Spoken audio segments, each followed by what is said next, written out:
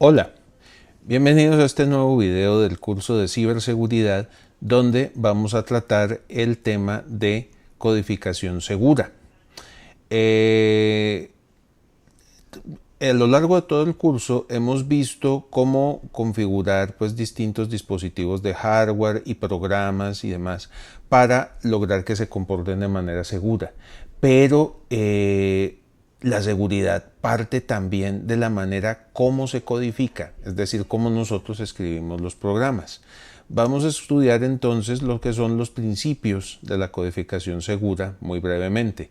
Tenemos primero lo que es el principio de seguridad, el de programación defensiva, el de confiabilidad, el de tener programas fácilmente inteligibles y vamos a hablar un poquito también acerca de concepciones erradas del programador. Entonces, comencemos. En cuanto a la parte de seguridad, yo sé que ustedes el lenguaje que más dominan quizá es Java, porque fue el que con el que arrancaron en la carrera y el que han estado trabajando más. Entonces, con respecto a Java, tanto el lenguaje como el Java Runtime Environment fueron diseñados con seguridad en mente. Es decir, por ejemplo, ustedes en Java no tienen que manejar punteros, cosa que se maneja en C y que lleva a una cantidad de líos tremenda.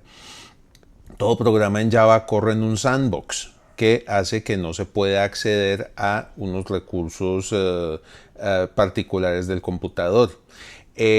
Muchas de las operaciones de Java requieren permisos para poderse ejecutar. Entonces, digamos que, y ustedes podrían averiguar otras, pero todos estos lenguajes este lenguaje fue diseñado con la seguridad en mente. Sin embargo, cuando nosotros vamos a tratar datos sensibles, tenemos que aplicar buenas prácticas de programación para evitar que la fuga de esos datos sensibles, que de pronto los podamos revelar sin intención. Otra cosa de la que tenemos que estar muy atentos son de los ataques de inyección. Es decir, por ejemplo, si nuestro programa en Java utiliza sentencias SQL, utiliza la API con SQL, nuestro programa podría ser susceptible a ataques de inyección SQL. Entonces, ¿cómo podemos evitar esos ataques de inyección de todos los tipos? Y la otra cosa es que uno puede utilizar mal las características del lenguaje y eso lo puede llevar uno a hacer programas inseguros o programas que no se comportan bien. Entonces vamos a ver más adelante cómo funciona eso. El otro principio, el de la programación defensiva, ¿qué dice este? Vea, todo programa o todo componente que ustedes hagan debe tratar de protegerse a sí mismo, es decir, debe tratar de evitar los errores, debe estar bien codificadito y demás, de tal manera que no vaya a fallar en el momento más inesperado. Parte de la programación defensiva en que consiste en definir el alcance y la accesibilidad de los recursos, es decir, ver por ejemplo cosas que les insistían a ustedes mucho desde primeros semestres, cuál es la visibilidad de una variable o cuál es la visibilidad de un archivo o de una determinada estructura de datos o de un método. Entonces hay que tener mucho cuidado con esto. La otra, esta también se las hemos insistido todos los profesores, documenten su código, porque en la medida en que ustedes lo documentan, saben qué hace. Y legiones de programadores que vienen después no les van a mentar la madre cada vez que digan, y este hijo de tantas como hizo entonces para hacer determinada cosa. No, por favor, documenten sus programas y salven a su mamita. La otra, código simple, es decir, no hagan cosas demasiado revueltas. Los programas simples o los que hacen las cosas de manera simple funcionan muchísimo mejor. Y escriban programas robustos, es decir, programas, por ejemplo, que utilicen bien los recursos, que los liberen una vez que los utilicen y que los vuelvan, como ya veíamos acá arriba, accesibles solamente en la medida que se necesite. Es decir, podríamos ahí aplicar permiso o principio de mínimo privilegio. Es decir, el programa solamente debe saber cuál es la información que necesita exclusivamente para hacer su labor. Bueno, con respecto a la confiabilidad, una de las cosas que nosotros tenemos que evitar es utilizar técnicas oscuras en el lenguaje. Es decir, uno a veces se le pegan viciecitos, atajos, una cantidad de cosas que pueden hacer luego que el código sea difícil de entender y de mantener. Yo me acuerdo que yo tenía un compañero en la universidad que todos sus programas, todas las variables las llamaba basura 1, basura 2, basura 3, basura 4. Entonces luego uno leía un programa de esos y uno decía, ¿qué es esta basura? O qué hace cada una de las basuras pues que mencionó, pues mejor dicho, este tipo. Una cosa, pues mejor dicho, súper difícil de entender. Por eso lo que tanto les dicen sus profes, pues con respecto a pongan nombres de variables significativos, programen ordenado y demás, y ustedes lo que van a hacer en tal caso es producir código que sea menos susceptible a bugs, es decir, que sea confiable, que corra bien. Con respecto a esto también, los programas que ustedes escriben deben ser fácilmente inteligibles, es decir, código fácil de entender, código fácil de mantener. ¿Por qué? Si ustedes les presentan, es decir, son de las personas que tienen que corregir un programa y ustedes entienden bien cómo funciona eso, ustedes respetan más ese código. Es decir, código limpiecito, ustedes dicen, uy, qué berraquera trabajar con esto. Entonces ustedes lo mantienen y lo dejan limpiecito también. Cuando uno se enfrenta a código sucio, uno suele acabar escribiendo código igual o peor de sucio pues que el que estaba, si es que no tiene que reescribir pues todo el código que había. Igual, código que sea fácil de entender es fácil de auditar, es decir, es fácil saber qué operación es la que está haciendo el programa. Lo contrario al código inteligible es lo que se llama código ofuscado. A continuación les voy a mostrar en lenguaje Perl un ejemplo extremo de código ofuscado. Vamos a ver aquí un ejemplo clásico de código ofuscado. Yo creo que en todos los lenguajes del mundo existen esas canciones largas y aburridoras, estilo dos elefantes se balanceaban sobre la tela de una araña, etcétera, etcétera. La canción clásica en inglés de ese tipo es la de las 99 botellas de cerveza en la pared, que dice 99 bottles of beer on the wall, 99 bottles of beer, take one down, pass it around, 98 bottles of beer on the wall, 98 bottles of beer on the wall, etcétera, etcétera, etcétera. Entonces, el programa que les voy a mostrar a continuación imprime la canción de las 99 botellas de cerveza y está escrito en lenguaje Perl. Vamos a ver cómo se ve el programa. Ustedes me dirán, pues en este caso, Juan Manuel, eso es arte ASCII. Es decir, no hay manera de que esto pueda ser un programa en Perl. Pues créanme, es un programa en Perl y genera la canción. Lo que hace es transformarse, es decir, Perl es un lenguaje que maneja expresiones regulares de manera mucho más poderosa que lo hace Shell de Unix. Y entonces lo que hace este código es autotransformarse hasta lograr producir el código de que imprime la canción. Se los voy a comprobar. Es decir, corramos el programa.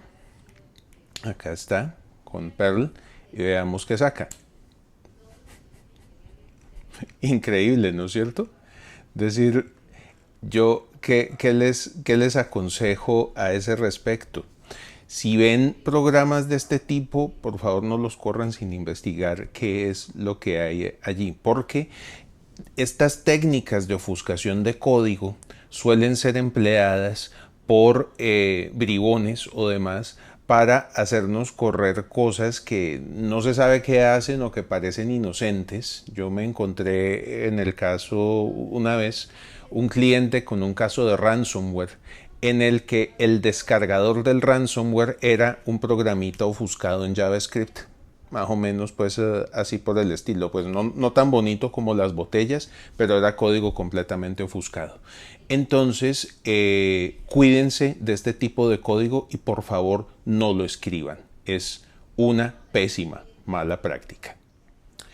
Bueno, y finalmente está todo lo que son concepciones erradas de los programadores, es decir, a veces nosotros no entendemos muy bien cómo es que funciona el lenguaje y cómo funcionan las APIs. Podemos pensar que la cosa funciona de una manera y resulta que funciona de otra. Podemos nosotros en determinado momento, por falta de leer la documentación y demás, hacer que nuestros programas sean ambiguos. Entonces nosotros estábamos pensando que el programa iba a hacer una cosa pero sale otra. Eso fue porque escribimos el programa de manera ambigua y el compilador, o en este caso, interpretó de manera, mejor dicho, de la manera correcta la cuestión y resulta que no era la interpretación que nosotros le queríamos dar. Entonces esos son los principios para programación segura. Acá en esta dirección que está aquí y que ustedes también pueden consultar en Moodle, está lo que es el codificación de estándar o el estándar de codificación segura para Java. Como les digo, es el que vamos a estudiar porque es el que este es el lenguaje que ustedes dominan más y resulta, pues digamos, muy práctico tener este estándar, como les digo. Hay uno similar, ustedes también lo pueden buscar para el lenguaje C y C++, si lo quieren estudiar. A continuación, les voy a presentar 3 ejemplos de reglas de programación segura en Java referidas a lo que son operadores y tipos numéricos. Es decir, ustedes ahorita estudiando el estándar van a ver que existen múltiples capítulos del libro donde se tratan temas por separado, por ejemplo, I/O, inyección de datos, desinfección de datos, métodos, etc. Entonces vamos a ver 3 de las reglas que a mí más me llamaron la atención con respecto a operaciones y tipos numéricos. Son estas: evitar el desbordamiento, detectar o evitar el desbordamiento de enteros. La otra es asegurarse que los operadores de división y residuo o módulo no resulten en una división por cero. Y la otra es evitar comparaciones con NaN, es decir, con el número que se da cuando tenemos, por ejemplo, 1 dividido 0, pues queda infinito. Ok, miremos cómo funciona la detección o evitar el desbordamiento de enteros. Tomemos esta función que está acá en rojo. Esto es un ejemplo de código incorrecto. Ustedes verán acá que esta función hace una multiplicación. Los números enteros en Java van o tienen un rango del menos 32.768 al 32.767. Si dependiendo de los valores que tengan estas dos variables, newVal y scale, y el valor que tenga esta otra, porque acá hay una multiplicación y una suma, se podría presentar un desbordamiento de enteros y entonces les va a dar un número negativo o les va a dar un resultado ilógico. ¿Cómo se puede corregir esto? Si ustedes consultan la norma verán que hay varias maneras de hacerlo. Yo escogí por aquí una que se emplea en Java 8, que es emplear este par de funcioncitos, math.multiplyExact y math.addExact. Entonces, de esa manera podrían ustedes asegurarse de que no va a haber desbordamiento en el resultado y que la salida de la función va a ser correcta. La severidad de este problemita es media, es poco probable que ocurra, el costo de remediación es medio y ellos ponen siempre una prioridad y un nivel. Las que aparecen en verde, digamos que son cambios que podrían dar espera. Amarillos son cambios más importantes. Rojos son críticos, es decir, son cambios que toca hacer sí o sí o pues digamos ya nos estamos exponiendo a hacer una programación muy insegura. Miremos el segundo. ¿Cuántas veces ¿No han hecho ustedes esta operación en algún programa? Es decir, ustedes toman dos números, lo dividen, perfecto. Si num2 llega a ser 0, ¿qué va a ocurrir? El programa levanta una excepción y aborta. Ahora bien, imagínense ustedes que esta división está dentro de un servicio web. ¿Qué va a pasar? El servicio web se va a caer y hasta que alguien no levante eso, van ustedes entonces a tener el servicio no disponible. Entonces ahí tienen ustedes un problema de disponibilidad. ¿Cómo se corrige eso? Sencillamente, mira, meten una estructura if-else acá, en la cual si el denominador de la operación es 0, ustedes manejan el error por su cuenta. De lo contrario, proceden a hacer la división común y corriente. Entonces, fíjense, un cambiecito muy sencillo, pero que les puede evitar un problema de denegación de servicio. Acá pueden ver ustedes que la severidad es baja, es bastante probable que ocurra, el costo de remediación es medio, y aquí fíjense que estamos hablando de prioridad y nivel amarillos, es decir, son problemas, digamos, más serios que el anterior que acabamos de ver y que deben corregirse con mayor preferencia. El último, fíjense esta funcioncita. Toma un número acá igual a 0, perfecto, y efectúa una operación coseno de 1 sobre 0. Pues en este caso, ¿qué va a pasar? 1 sobre 0 es infinito, en este caso, y lo que va a hacer, va a retornar nan.